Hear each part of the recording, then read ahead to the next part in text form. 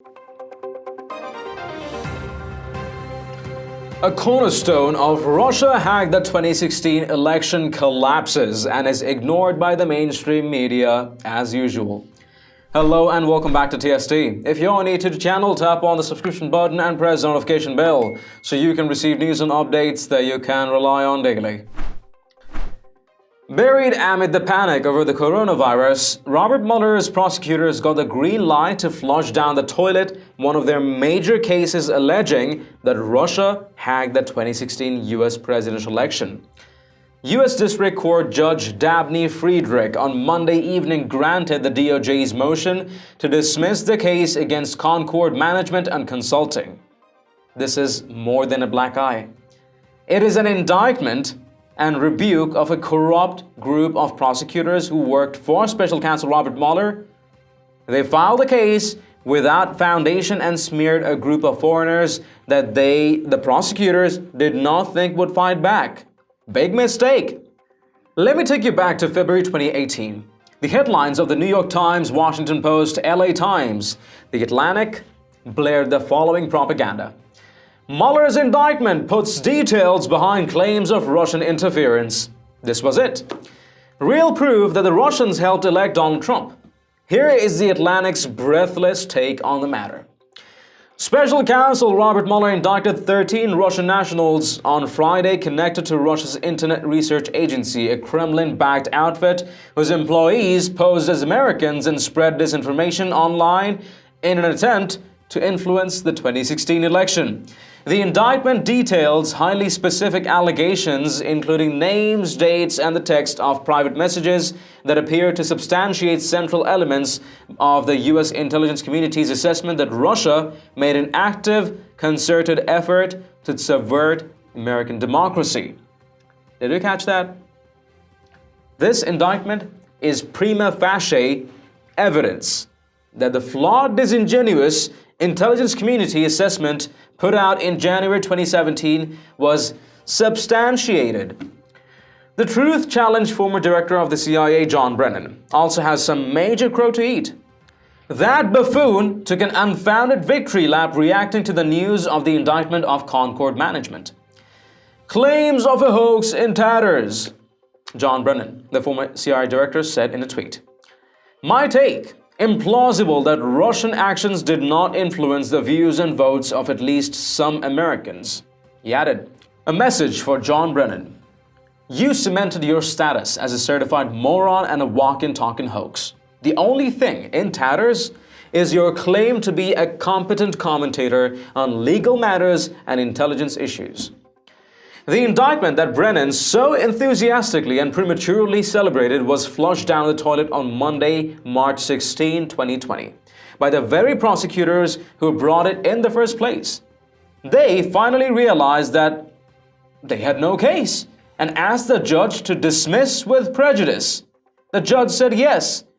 For those of you who are not lawyers, the phrase dismiss with prejudice is the legal equivalent of a slam dunk by LeBron James in basketball. A court case that is dismissed with prejudice means that it is dismissed permanently.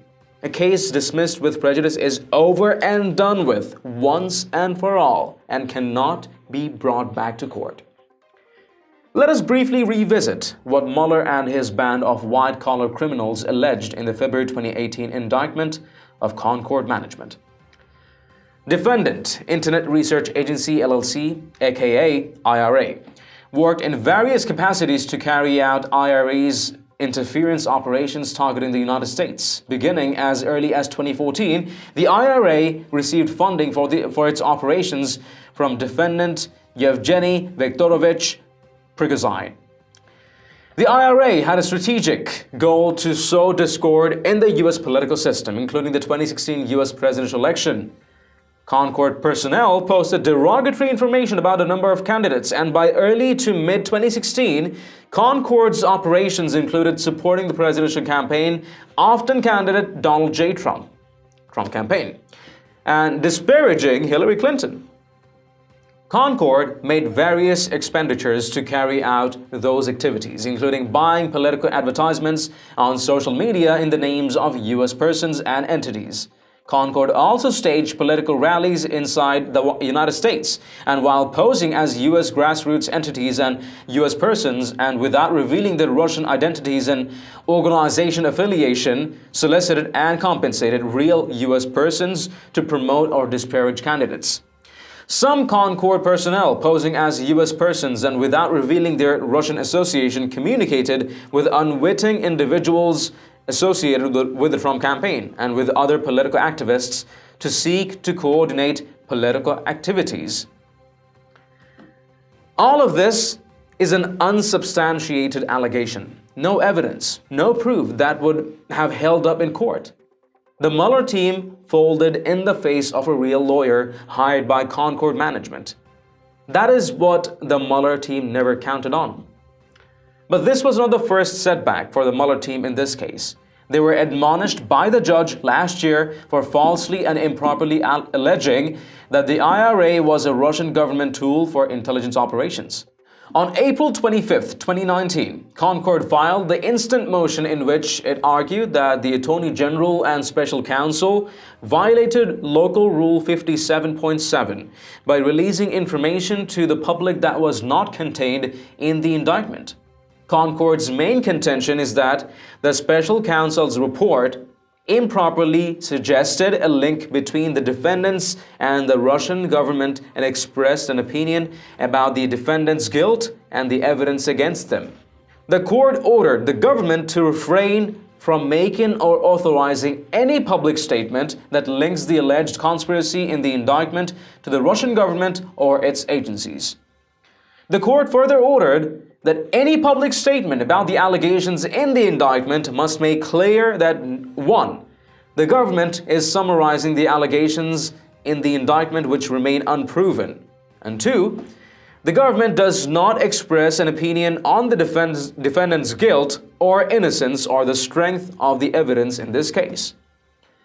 The judge's order for the prosecutors to cease linking the alleged conspiracy in the indictment to the Russian government was vindicated with the final decision to throw the case out for good. If the Mueller prosecutors actually had real evidence that the Russian government interfered in the 2016 U.S. presidential contest, then they would not have dropped the case permanently. If it was a matter of figuring out how to introduce intelligence information to buttress their evidence, they would have left the door open for a future revival of the case. But they did just the opposite. They asked that the charges be dropped completely and permanently. Share your thoughts and opinions in the comments down below, and haven't you checked out the official TST store yet? It has a variety of Patriot-themed custom t-shirts, sweatshirts, mugs, phone cases, and tons more. Make sure to take a look and maybe help us out picking some products for yourself and your loved ones at great prices. It does make a huge difference to what we're doing here. Link in the description below.